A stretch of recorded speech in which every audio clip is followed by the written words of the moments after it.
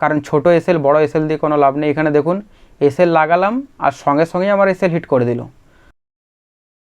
Hi everyone, কেমন আছেন সবাই? আশা করি সবাই ভালো আছেন। তো আজ নিফটি 50-তে একটা ট্রেড নিয়েছিলাম, এন্ট্রি নিয়েছি। এন্ট্রি নেওয়ার পর 10 থেকে 15 সেকেন্ডের মধ্যে আমার এসএল হিট করে দিয়েছে। এবং আজকে এসএল একটু ছোট ছিল, কারণ আমি আজ 12টা থেকে 1টার মধ্যে ট্রেড নিয়েছিলাম। কারণ ম্যাক্সিমাম টাইম 12টা থেকে 1টার মধ্যে নিফটি 50-তে বিশেষ করে মার্কেট সাইডওয়েজ থাকে।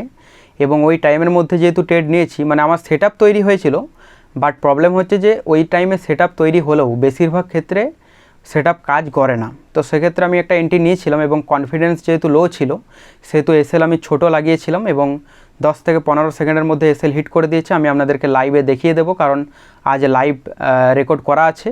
অবশ্যই আপনাদেরকে এক্সপ্লেনও করবো যে কী কারণে আমি এন্ট্রি নিয়েছিলাম। তো চলুন স্ক্রিনে চলে যাই, সেখানে আপনাদেরকে অল ডিটেলস শেয়ার করে দিই। তার আগে এই ভিডিওটি ভালো লেগে থাকলে একটি লাইক করবেন এবং এই চ্যানেলটিকে সাবস্ক্রাইব করে রাখতে ভুলবেন না।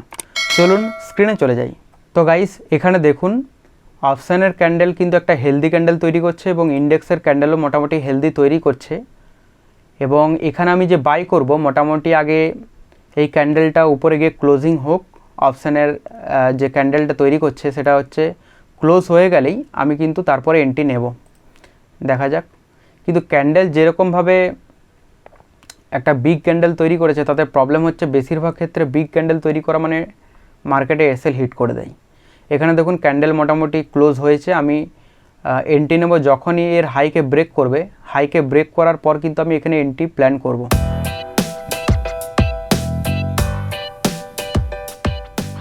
এখানে জাস্ট হাইকে ব্রেক করুক, বাট প্রবলেম হচ্ছে এখানে দেখুন ইন্ডেক্সের চার্টে সাপোর্টে, এটা হচ্ছে সাপোর্ট আছে। যদি এই সাপোর্টকে ব্রেক করে তাহলে কিন্তু একটা ভালো মোমেন্টাম দিতে পারে ইন্ডেক্সের চার্টে ডাউন সাইডে, এবং পি সাইডেও কিন্তু আপ সাইডে দিতে পারে। এখানে দেখুন অলমোস্ট এখানে ব্রেক করে নিয়েছে। আমি এখানে বাই করেছি এবং বাই করেছি আমি এসএল এখানে লাগিয়ে দিই, কারণ ছোট এসএল বড় এসএল দিয়ে কোনো লাভ নেই। এখানে দেখুন এসএল লাগালাম আর সঙ্গে সঙ্গেই আমার এসএল হিট করে দিল, মানে 10 সেকেন্ড লাগলো এসএল হিট করতে। এখানে দেখুন আপনাদেরকে আমি অর্ডার সেকশানে গিয়ে দেখিয়ে দিই। এখানে অর্ডারে গেলাম। এখানে দেখুন যে আমি বাই করেছি 134 টাকাতে এবং 132-এ কিন্তু আমার এসএল হিট করে দিয়েছে। জাস্ট 2 পয়েন্ট হচ্ছে এসএল দিয়েছে। এখানে দেখুন 50 টাকা লস হয়েছে। তো এরপর ব্যাপার হচ্ছে যে ম্যাক্সিমাম টাইম যেটা হয়, যখন একটা বিগ ক্যান্ডেল তৈরি করে তখনই কিন্তু বেশিরভাগ ক্ষেত্রে মার্কেট কিন্তু ডাউন সাইডেই যায়। এবং আর আমার এখানে কনফিডেন্স এই কারণেই আসেনি যে 12টা থেকে 1টার মধ্যে কিন্তু এই ট্রেডটা হয়েছে। তো এখানে দেখুন আমি এই ক্যান্ডেলে এন্ট্রি নিয়েছিলাম, ঠিক আছে।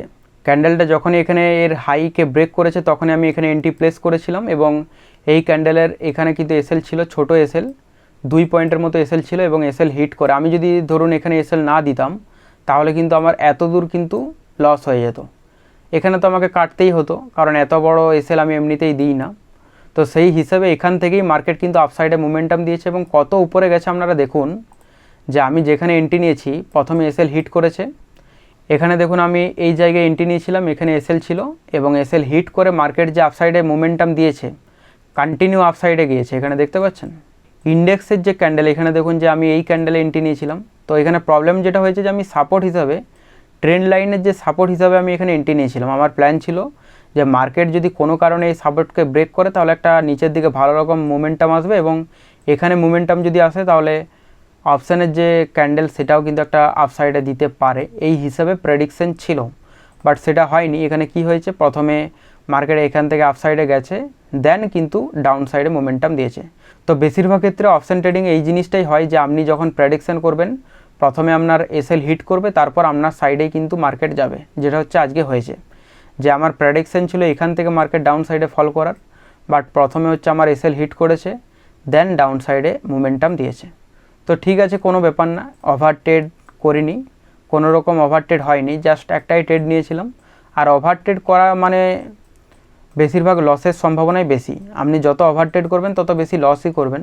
তো গাইস, আজকের ভিডিওটি কেমন লাগলো অবশ্যই কমেন্টে জানাবেন এবং এই চ্যানেলটিকে সাবস্ক্রাইব করে রাখতে ভুলবেন না। দেখা হচ্ছে পরবর্তী ভিডিওতে, ততক্ষণ ভালো থাকবেন। Bye bye guys.